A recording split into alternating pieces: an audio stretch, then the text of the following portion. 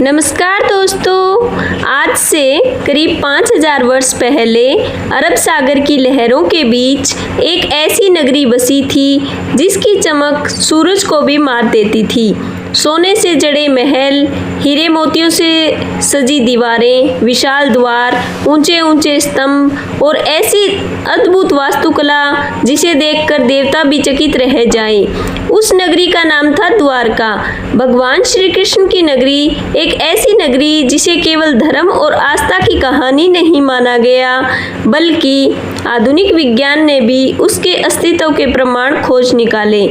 लेकिन सबसे बड़ा रहस्य यह है कि इतनी भव्य और शक्तिशाली नगरी आखिर एक ही रात में समुद्र में कैसे डूब गई। क्या यह किसी श्राप का परिणाम था? क्या यह प्राकृतिक प्रकोप था, या फिर इसके पीछे कोई ऐसा रहस्य छिपा था जिसे आज भी दुनिया पूरी तरह से समझ नहीं पाई? आज की इस कहानी में हम जानेंगे द्वारका का निर्माण कैसे हुआ, उसका विनाश क्यों हुआ और समुद्र की गहराइयों में आखिरकार वैज्ञानिकों को क्या मिला। कहानी शुरू होती है मथुरा से। मथुरा में अत्याचार अपनी सीमा पर पार कर चुका था। राजा कंस अपनी शक्ति के घमंड में निर्दोष लोगों को मारता था, लेकिन समय बदल चुका था। भगवान श्री कृष्ण ने कंस का वध कर मथुरा को उसके आतंक से मुक्त कर दिया। पूरी नगरी में खुशी की लहर दौड़ गई। लोगों को लगा कि अब सब ठीक हो जाएगा, लेकिन असली संकट अभी खत्म नहीं हुआ था।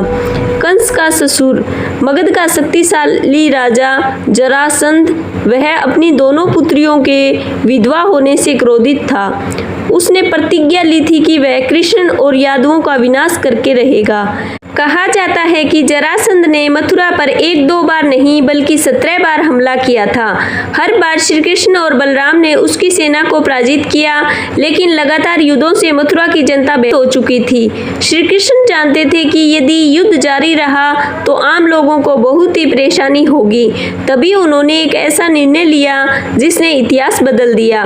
उन्होंने तय किया कि यादवों के लिए एक नई सुरक्षित नगरी बसाई जाएगी, ऐसी नगरी जहां शत्रु आसानी से पहुंच न सके। तब श्री कृष्ण समुद्र देव वरुण के पास पहुंचे। उन्होंने समुद्र से निवेदन किया कि वे उन्हें समुद्र के किनारे भूमि प्रदान करें। समुद्र देव ने प्रसन्न होकर 12 योजन भूमि श्री कृष्ण को दे दी।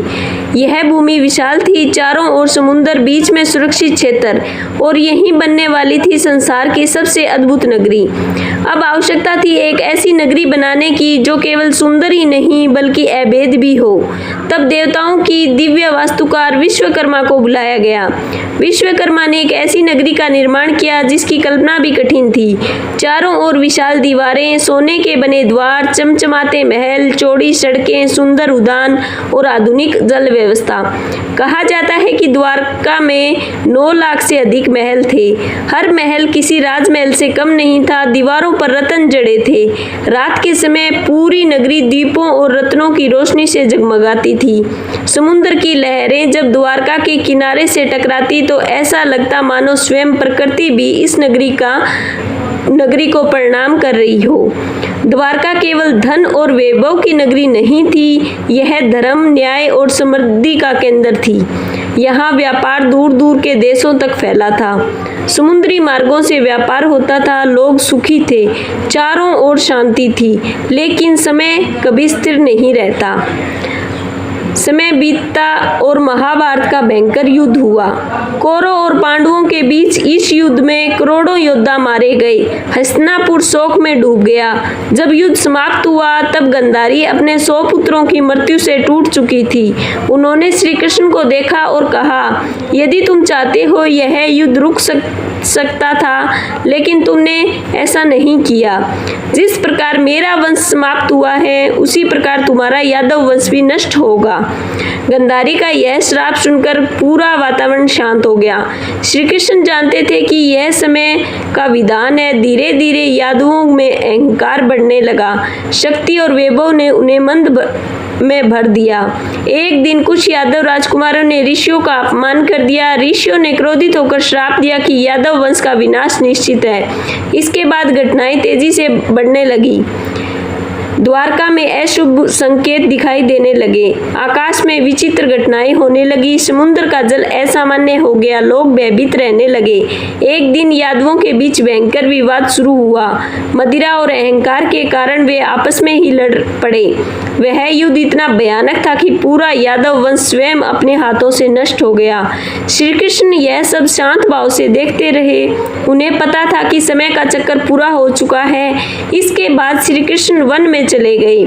वहां एक शिकारी जरा ने दूर से उनके चरणों को हिरण समझ लिया और तीर चला दिया। तीर लगते ही शिकारी पास आया और सत्य जानकर भयभीत हो गया, लेकिन श्री कृष्ण मुस्कुराए और उसे क्षमा कर दिया। धीरे धीरे श्री कृष्ण ने अपना देह त्याग दिया और फिर वह घटना हुई जिससे पूरी दुनिया को चौंका दिया। समुद्र में डूब गई द्वारका। श्री कृष्ण के देह त्याग के बाद समुद्र का जल तेजी से बढ़ने लगा। विशाल लहरें द्वारका की ओर बढ़ी। लोग भयभीत होकर भागने लगे। धीरे धीरे समुद्र ने पूरी नगरी को अपने अंदर समाना शुरू कर दिया। महल, द्वार, सड़कें, मंदिर सब कुछ समुद्र के नीचे चला गया। कुछ ही समय में भव्य नगरी पूरी तरह जलमग्न हो चुकी थी। जहाँ कभी रोशनी और वैभव था, वहाँ केवल अब समुद्र की गहराई थी। शतक लोगों ने केवल पौराणिक कथा माना, लेकिन फिर आधुनिक विज्ञान ने इसका खुलासा किया जिसने दुनिया को चौंका दिया। साल 1983 भारतीय पुरातत्व सर्वेक्षण विभाग और प्रसिद्ध पुरातत्वविद डॉक्टर SR राव ने समुद्र के भीतर खोज अभियान शुरू किया। गोताखोर समुद्र की गहराइयों में उतरे और फिर उन्हें जो दिखाई दिया उसने इतिहास बदल दिया।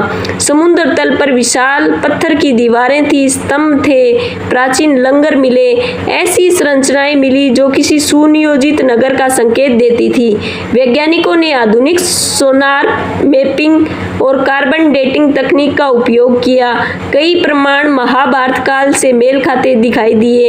यह खोज केवल भारत की ही नहीं बल्कि पूरी दुनिया के लिए आश्चर्य बन गई। लोगों ने कहना शुरू किया, क्या सच में द्वारका केवल कथा नहीं बल्कि वास्तविक इतिहास थी? आधुनिक समय और द्वारका का रहस्य। समय के साथ द्वारका का रहस्य और गहरा होता गया। 2001 और 2007 में भी कई समुद्री अभियान चलाए गए। समुद्र के भीतर और भी संरचनाएं मिली। आज भी वैज्ञानिक इस बात की पूरी तरह पुष्टि करने का प्रयास कर रहे हैं कि समुद्र के नीचे मिली नगरी वास्तव में वही प्राचीन द्वारका है या नहीं। लेकिन एक बात निश्चित है, समुद्र के भीतर कुछ ऐसा अवश्य मौजूद है जो हजारों वर्षों पुराने इतिहास की कहानी कहता है। 2024 में प्रधानमंत्री द्वारा समुद्र में की गई द्वारका यात्रा ने भी इसी विषय को चर्चा में ला दिया। दुनिया फिर से उस डूबी हुई नगरी का रहस्य जानना चाहती है। द्वारका केवल एक शहर नहीं थी, वह आस्था और इतिहास का रहस्य का संगम थी। एक ऐसी नगरी जो वैभव के शिखर पर पहुंची और फिर समय की लहरों में खो गई। आज भी अरब सागर की गहराइयों में कहीं न कहीं द्वारका की खामोश दीवारें इतिहास की कहानी सुनाती है। शायद आने वाले समय में विज्ञान उस रहस्य से पूरी तरह पर्दा उठा दे, या शायद कुछ रहस्य हमेशा के लिए रहस्य ही बने रहें। लेकिन जब भी समुद्र की लहरें द्वारका के किनारे से टकराती हैं तो ऐसा लगता है मानो वे आज भी श्री कृष्ण की स्वर्ण नगरी की गाथा गा रही हो। तो भक्तों, यह थी द्वारका नगरी से जुड़ी हुई रहस्यमयी कथा। कहानी पसंद आई हो तो वीडियो को लाइक करें, शेयर करें और ऐसी ही कहानियों के लिए चैनल को सब्सक्राइब करना बिल्कुल भी ना भूलें।